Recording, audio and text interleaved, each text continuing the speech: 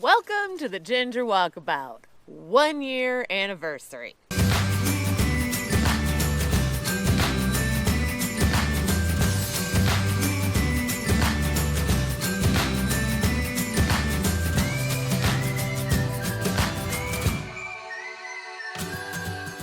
That's right, kids. As of today, I have been on Walkabout for a year. Can you believe it? I can't. It just flew by like that. So I have gotten a little decorated out here with Lucille and Whiskey, who's sniffing things over there. And today I think what we're going to do is, after 1 year, since I'm an expert and all now, please, let's talk about the myths versus the realities of full-time RV living.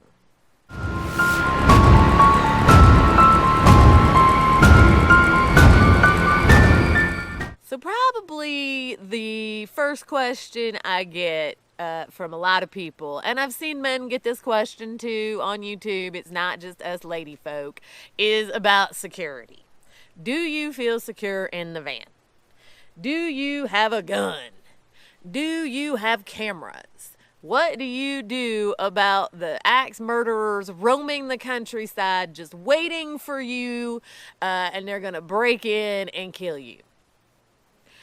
Well, I can tell you, Kevin over at 30 and a Wake Up is correct. You are statistically much more likely to be the victim of crime in a major city than you are out in rural America living in a van. Believe it or not, most people are totally oblivious to this. That I'm in here, if they stop to think about it, they could probably figure it out, but they don't stop to think about it. They are just going on with their daily lives like everybody else is. They don't care. So I have yet to, in a year, have a major security incident. I did have that one thing in Walmart parking lot in New Jersey when I first started out. It was just some kids using my van as cover from the cameras to smoke their dope before they went to work. That's not a security breach. I have never had anyone approach this van. I've never had anyone try to break into this van. Seriously, y'all, security, I've been fine.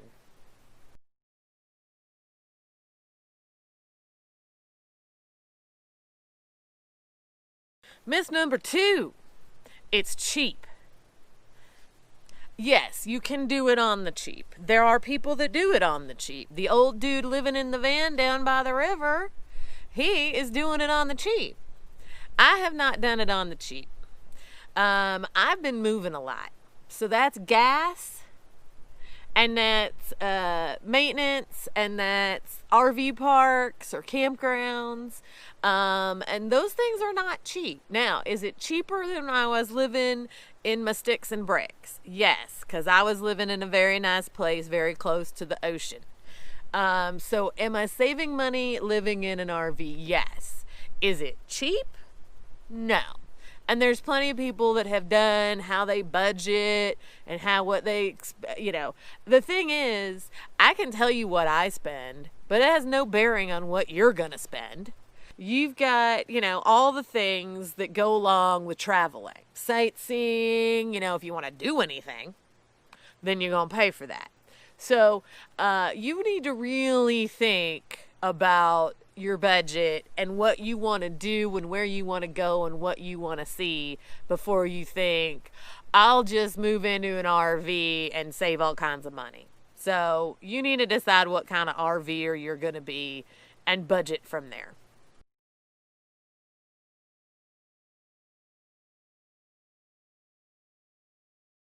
Myth number 3, I am going to buy a brand new rig, so I'm going to have no problems. Yeah, right. All RVs break. Let me say it again. I don't care how much you pay for your rig, whether it's brand new, used, or 1,000 years old, RVs break. Therefore, ergo, you need to have a plan to handle it, okay? No, you cannot, you don't know what's going to break and how long it's going to take to fix and who's going to fix it and can you fix it or not. But in your head, you need to mentally prepare yourself for your rig to break. Because it's going to happen. You know, I've been lucky. My breakdowns have been in places that I was able to get off the road to get things fixed most of the time. But I'll tell you what, after I left the incomparable Uncle Pat, I have had 2 more issues with Lucille that I didn't really get into, but I'll tell you, I had another roof leak and the stereo stopped working again. But here's the thing. I'd already dealt with those 2 problems, okay? And I got it fixed. Both of those things I fixed myself on the road. And if I can do it, you can do it. So this was probably my number 1 fear when I hit the road, was of the van breaking down and me being in the middle of nowhere and having to get it fixed. But you know what? It's happened, and I got it fixed, and I got back on the road. This is America, okay? It's rare that you are going to be in such a pickle that you can't work the problem and figure something out, okay? You're not traveling in, Kazakhstan, all right? This is America. If you can get to a cell phone signal, you're going to be okay.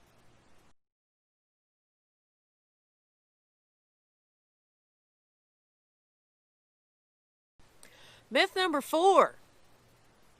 And this is for those of you who've been watching too many of these #vanlife Instagrammers. That you are just going to drive around America and you're just going to stay wherever you want, and you don't have to have a plan, and you don't have to worry about where you're going to park, or you're never going to stay in an RV park, or you don't need any of that. Look here. I mean, you're either a planner or you're not, or you like to be spontaneous or whatever.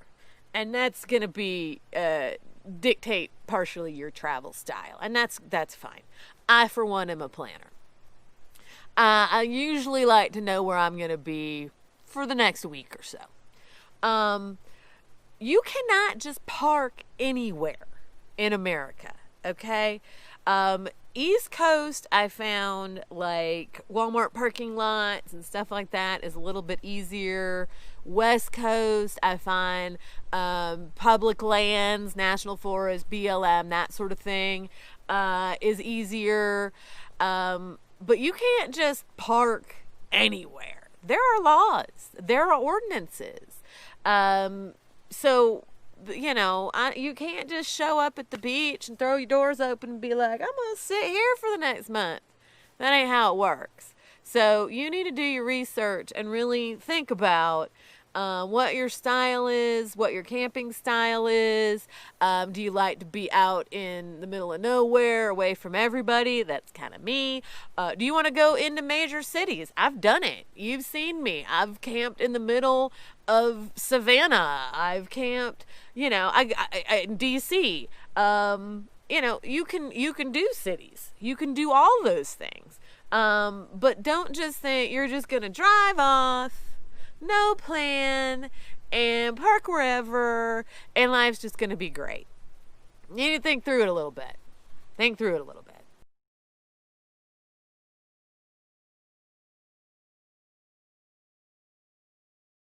All right. Myth number 5. You should just go full time. Full time's the only thing that counts. I tell you what, there are some militant full-timers out there that are like, oh, you're not full-time?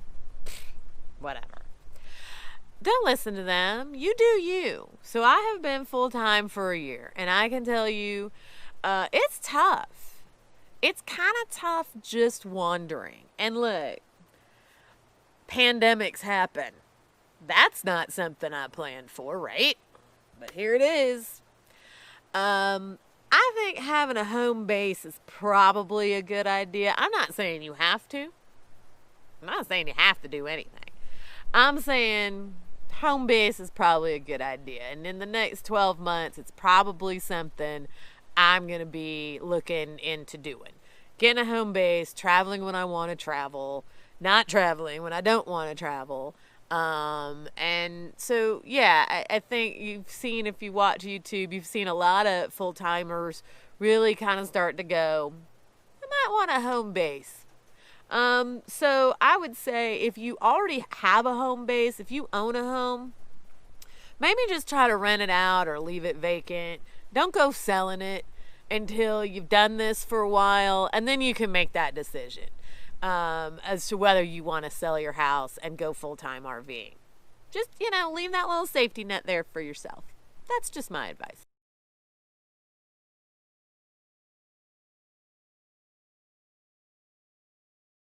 So here's a Travato specific myth. I have a lithium Travato. I never need hookups. I can just drive and live and auto start all the time, and I don't ever have to worry about electricity. Y'all. There are people in this world that have never hooked their Travato up to shore power. Golf clap for y'all. You people have never been in climate that was over 80 degrees or humid. And if that's how you want to travel, then cool, do it. I can tell you that if you are traveling places that are hot, humid, if you want to run your air conditioner more than a little bit, more than a couple of hours, auto start is not the end all be all. The lithium is not the end all be all, okay? I am heat sensitive. That's one thing I've definitely learned on Walkabout is I do not do well in the heat. And you can look it up. Gingers are more susceptible. We feel temperature fluctuations more than mere mortals. So it makes sense that I don't do particularly well in the heat. And that's okay. But it means I want my air conditioner. And I cannot go sit in a campground like a state park with no hookups and have it be 90 degrees and then run my AC and just fire up the auto start whenever the batteries get low. First of all, she's loud. Second of all, she generates a lot of heat and is already hot. And third, it's not like running the auto start for an hour is going to charge your batteries all the way up. That's not how it works. So, if you're going to get a lithium Travato, and I love my Travato, I do. I love the lithium. But do not think that you are just going to be able to set it, forget it, run your AC, your microwave, all the things, okay? You need to be prepared that sometimes you may need hookups. You may need or want shore power, okay? If you find yourself in your Travato and you never need hookups, that is great. That is fantastic. But I don't want you to assume that going in, okay? Just don't assume it.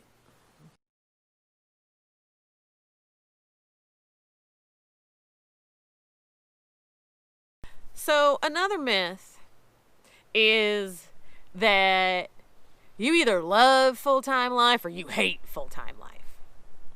That's not accurate.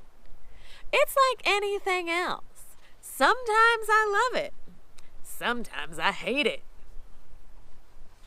Nothing is ever all good or all bad, right?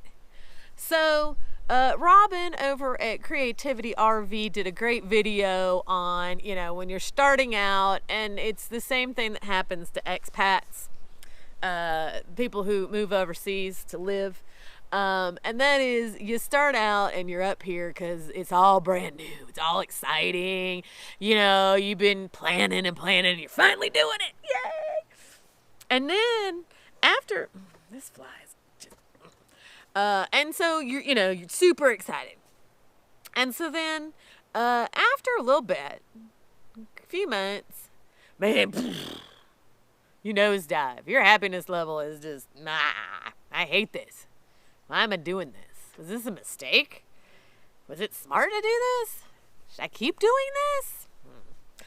And then at about the 6-month mark, you go up to the level of happiness that you were at before you started. The level of happiness you were at in your sticks and bricks. the level of happiness that is just you generally in life. And I think that's fairly accurate. There are days that I am like, still, like, screw this, I'm done. I'm out of here. This sucks. And then there's days like this where I'm sitting out 10 miles up a dirt road in the middle of the national forest, nobody around, and, you know, it's just beautiful and it's cool. And, you know, it's the middle of the summer and it's in the 70s because I worked to get up here so that I'd not be in the heat. So part of it is you're going to have to make your own happiness. And part of it is you're just going to have to know and deal with the days that suck. Because no matter where you are, living in a van, living in a house, whatever, there are going to be days that suck. That's it. So don't expect it to be all great or all horrible all the time. Because that's just a myth.